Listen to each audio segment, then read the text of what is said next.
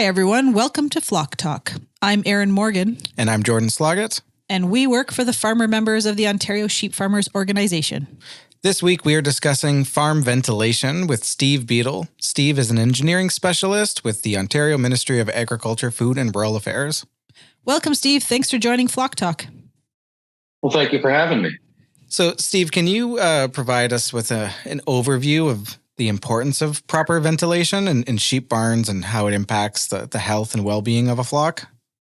Sure. Yeah. So the goal that all of our producers are trying to achieve is to provide an optimum environment in the barn so that they can maximize both the animals' well-being and their productivity. And good ventilation is a key component to try to achieve this goal.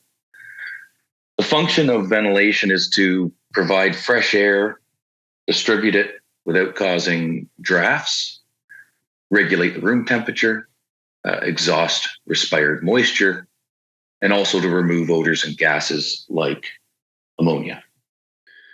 Good indoor air quality allows the flock to expend its energy where we want them to, in breeding, in gestating, in growth. It also helps to reduce stressors in the animals. But we have to remember that ventilation is only part of the solution. There are other building aspects, building location, and of course, husbandry practices that are all important in trying to achieve the goal. Mm-hmm. So what are some issues that might come up if a farmer's having some challenges with ventilation in their barn? How can we overcome those issues? Well, I'd say the first challenge that I sometimes do notice on the countryside is having a ventilation system at all can sometimes be challenging, especially with some of the smaller flocks. And the main issue seems to just be with the investment. Every barn should have an easily recognizable and dedicated ventilation system. And I would suggest that having that ventilation system and managing it well will pay for itself in increased productivity of the animals and potentially lower production costs. Mm-hmm. A more challenging, a more common challenge seems to be the desire to have a warmer barn in the winter and closing off what ventilation there is existing in order to try to achieve those warmer temperatures. But usually the result is much higher humidity levels. And I think those humidity levels are far more damaging to the flock health and productivity than the colder temperatures would be. Sheep are one of the most adaptable animals on earth when it comes to temperature. We need to keep our ventilation systems running in the winter. If you have a serious concern about cold temperatures, then you can heat the barn. You can heat smaller spaces within the barn, like, for example, a creep area. And if you're worried about your water freezing, heated water bowls will take care of that for you. I guess the last challenge I see is some of the husbandry considerations that are needed during those cold weather times as well. Things like ensuring that newborn lambs are dried off, providing ample dry bedding for them to burrow down in, and reducing drafts. And all of these things can contribute to the environment that is felt by the flock. Mm-hmm. Now, Steve, if you've already been making some great points here, but if our producer audience was looking for more reasons why they should prioritize ventilation in their barns, maybe you could speak to how poor ventilation contributes to the respiratory diseases, especially in the young stock, and what some of the implications are for flock health and productivity overall. Sure. Yeah, respiratory diseases tend to start in the winter months and are usually caused by high humidity. On the flip side, you can overventilate your barn, and in some areas of the province that can actually lower your humidity too far. And what that does is creates more dust within the barn, and it can also dry out the mucous membranes in the animal and cause damage. Sorry, Steve, I was just going to ask, is there a recommended humidity level that farmers should be aiming at? Yes, we should be trying our best to keep the humidity in the barn between about 60 and 75%. Somewhere around 70 is ideal. But of course, whatever happens outside that we have no control over, sometimes those humidity levels will swing a little bit. Mm-hmm. So the other contributor to respiratory diseases is ammonia. And thankfully, the solution to fix that is fairly simple. It's ventilation, keeping it running, providing 3 or 4 air changes an hour.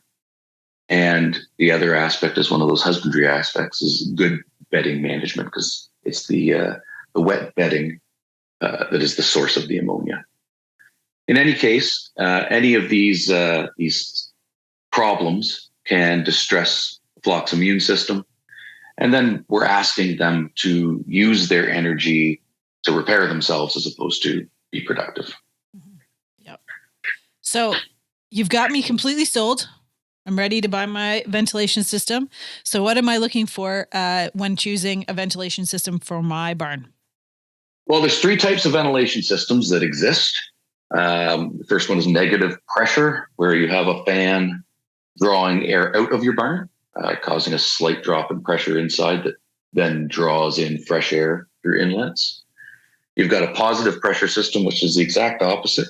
You're blowing air with a fan into the barn, and then the stale air within the barn is leaving through either minor inconsistencies in the building envelope or through dedicated outlets. And the third major type of ventilation system is a natural ventilation system, which typically has roof openings and sidewall openings. And it is using natural physics to move air for you. Most producers in Ontario opt for a natural ventilation system. Some of the key factors that you need to consider, some have to do with your location, some have to do with your management style. So you need to look at what are your expected winter and summer temperatures. I mean, down here in the Ridgetown area, we're quite mild in the winter and pretty warm in the summer. There are many areas in the province that are completely opposite to that. So those extremes that you anticipate may dictate the need for things like supplemental heat or mechanical fan systems. Stocking density, the time of year that you lamb, the time of year that you are doing your lamb finishing can also influence your choices. And an option there is to consider a hybrid system where you have natural ventilation for most of the year or a portion of the year, and then some sort of mechanical ventilation to assist that. And that can be something like chimney fans, positive pressure ventilation tubes, circulation fans, and for really hot weather, tunnel ventilation. The key factor to consider is that you need some sort of control system, and you have to consider an automated ventilation controller an absolute necessity. You can't be in the barn 24 hours a day adjusting your ventilation system as the outside air conditions change. Have the system do it for you. Helps to get rid of those highs and lows within the barn, keep things a little more steady where you want them. Lastly, another practicality item is the location of your barn. You really need to locate your barn to take full advantage of the prevailing winds during the summer. Otherwise, you are into some sort of fan system to try to keep your flock cooler in the summertime. Mm-hmm. And Steve, just a follow-up question about the choosing the right system. There's probably a lot of options for farmers, but what are the key considerations and features that you think producers should look for when they're selecting a system? The system first has to have enough capacity. So, I mean, even from a natural ventilation perspective, don't skimp on chimneys. They're your key source of air movement in the wintertime. The more you have, the better air movement you have. Second consideration is to ensure that you're as uniformly distributed through the barn as possible.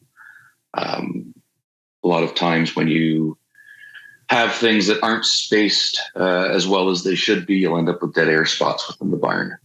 And that can have two effects: either poor air quality in that area, but your stocking density forces animals to be in that area, or poor air quality in that area and none of the animals want to be in that area. And you get some overcrowding. And lastly, again, a control system I think is absolutely vital. There are so many options out there, from the absolute simplest to the most technologically advanced thing that you can control from your smartphone across the world. So having that control system is an absolute necessity in the barn. Steve, returning to something you had talked about earlier, maintaining that proper ventilation in the winter where there's a lot of humidity buildup. What are some things that farmers can do to maintain the ventilation and humidity during those challenging months while, making sure that the animals are keeping warm and comfortable? Sure. The short answer is to have proper ventilation system and a proper controller. That is the easiest way to take care of this. I would say I wouldn't worry so much about keeping the animals warm. I would much rather be dry and a little chilly than soaking wet from excessive humidity and only slightly warmer. It depends on your stocking density, but when your stocking density is low in a naturally ventilated barn, you tend to have lower air movement, less flow through the barn.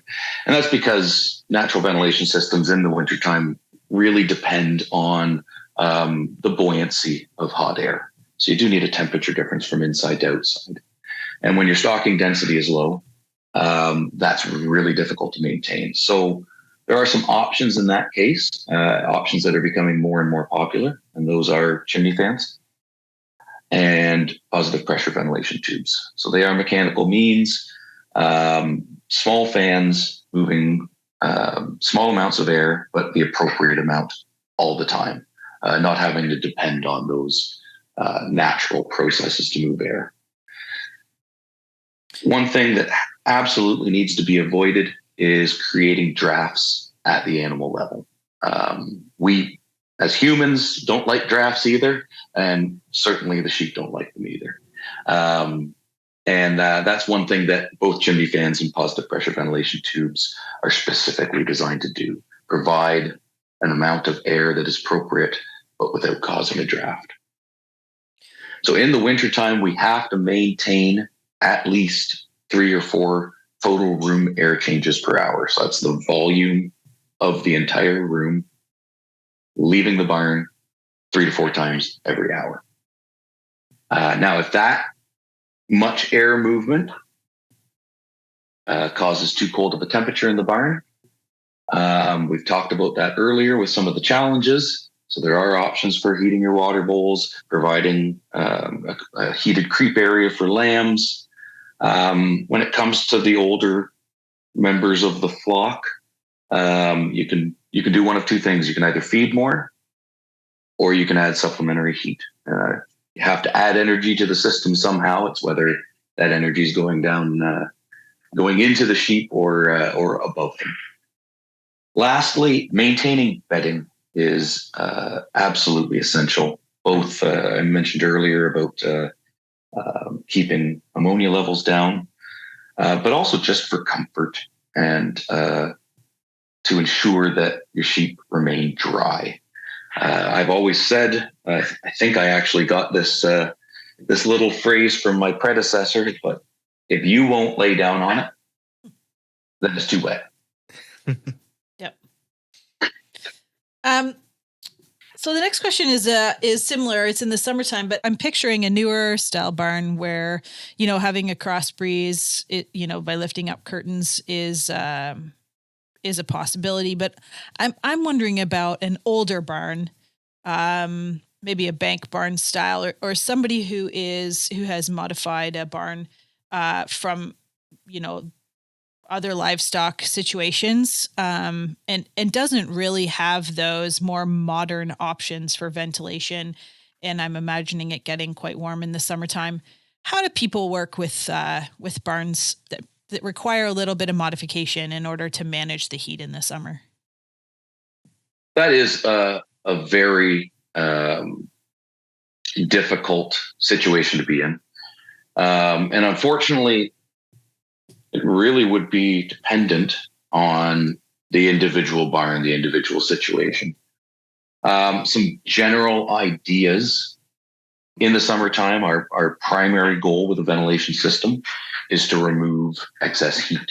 Our animals are metabolizing feed, creating energy, and giving off heat. And we need to get that out of the barn as fast as possible.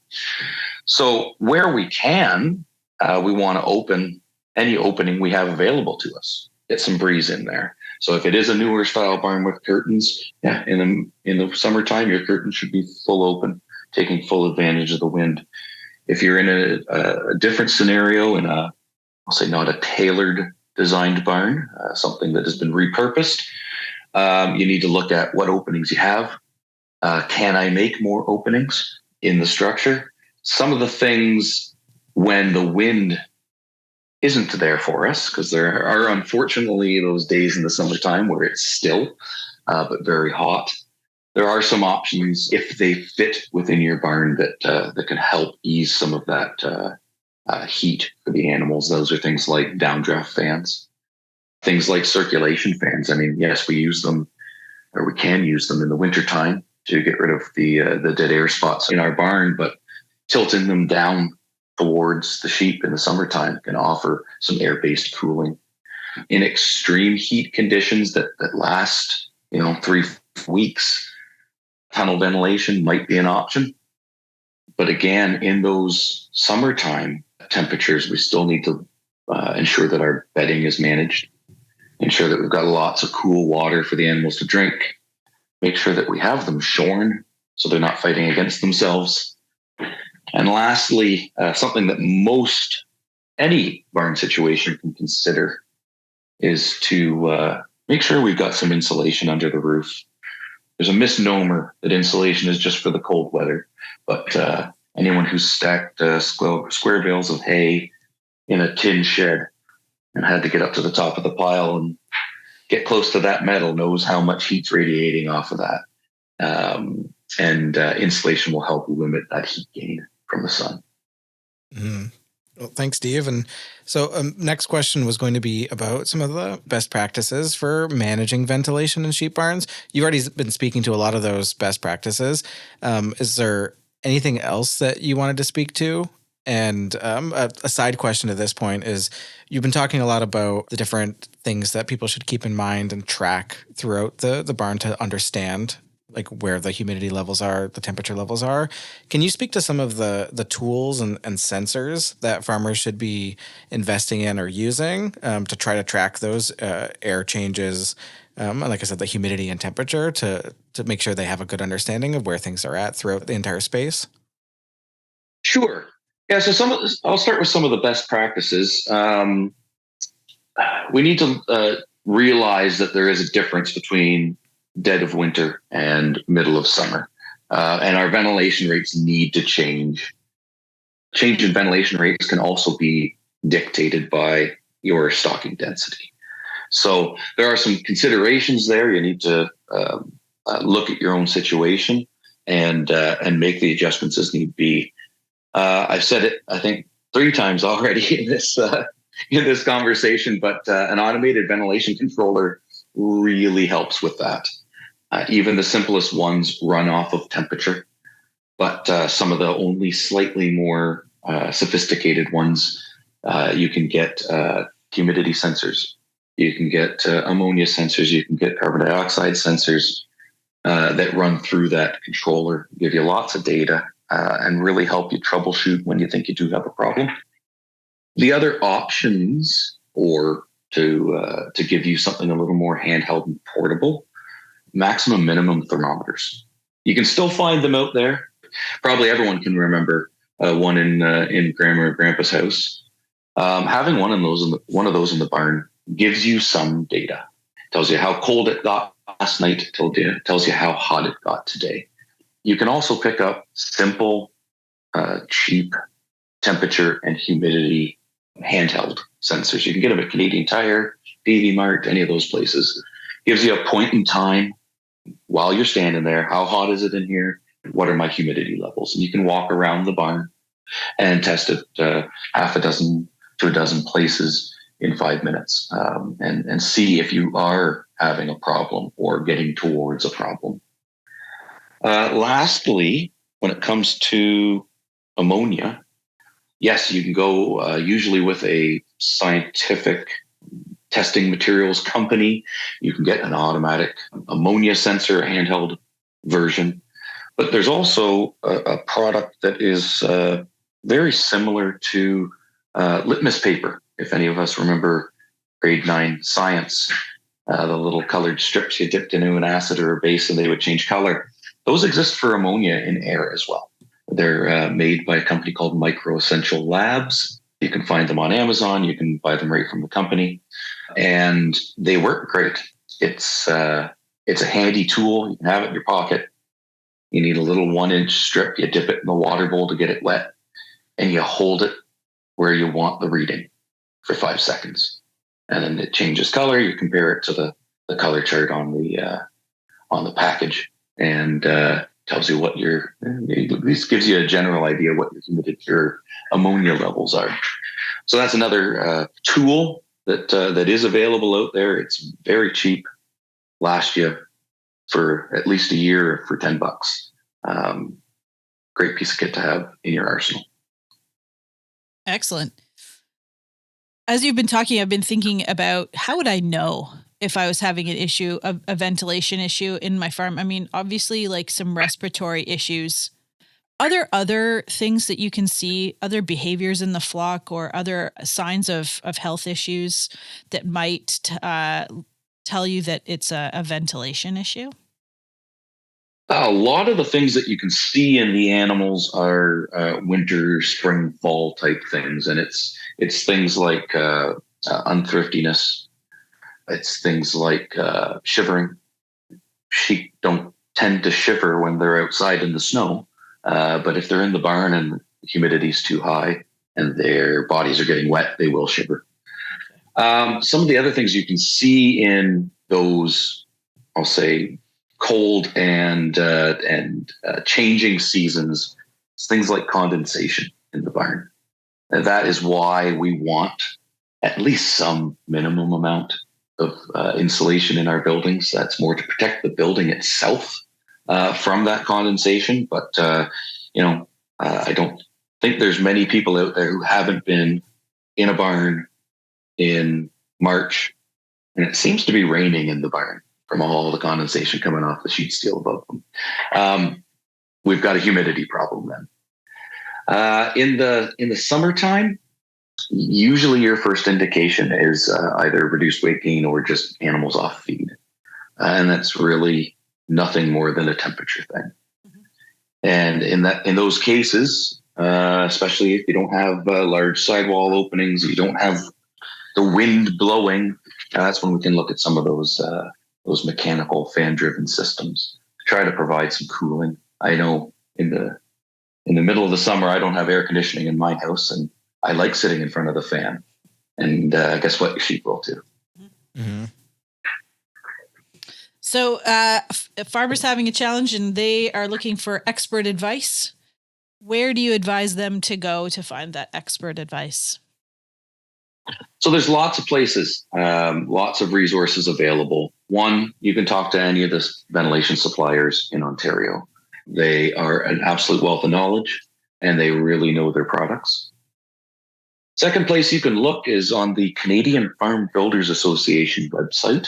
They have a members directory there and a lot of contractors, equipment suppliers with a lot of agriculture experience, especially in the animal area. You can, if you're building something new, trying to renovate, trying to improve or upgrade, you can retain a ventilation designer or professional engineer. OMAFRA does have our big ventilation publication. It's publication 833. It's called Ventilation for Livestock and Poultry Facilities. It is an absolute wealth of information on all aspects of any kind of ventilation system you can think of. And there's also a number of worksheets within them that are very simple. You can fill them out. It gives you an idea of where you're heading with things. And that publication is free from Service Ontario. Excellent. There's also our website, ontario.ca. There are a number of fact sheets on that website to do with ventilation. Some of them you'll find are actually written for other livestock, but they are equally applicable for sheep. As an example, there is one on positive pressure ventilation tubes for calves. The same principles apply as for putting one of those in a sheep barn. Same thing with, there is a fact sheet on tunnel ventilation. It does have a bit of a chicken focus, but tunnel ventilation is tunnel ventilation. So lots of good information in there. And of course, although there's only just me, I am always available for advice and guidance to the industry. Amazing. Thanks, Steve. Thanks so much, Steve, for joining us today. And thank you for listening. We hope you enjoyed this episode. Join us next Wednesday for another research-themed interview. Jordan, what's new at OSF? The University of Guelph is looking for sheep farmers for a research study to explore factors influencing biosecurity-related decisions on farm and to identify barriers to the translation of biosecurity knowledge into biosecurity implementation. If you have questions or are interested in partaking in the study, you can reach out to GERMANNJ at uoguelph.ca. Again, that's German NJ at uoguelph.ca. If you enjoyed our podcast, please subscribe through your podcast app to receive alerts to future episodes, and please share this podcast with your sheep-producing friends.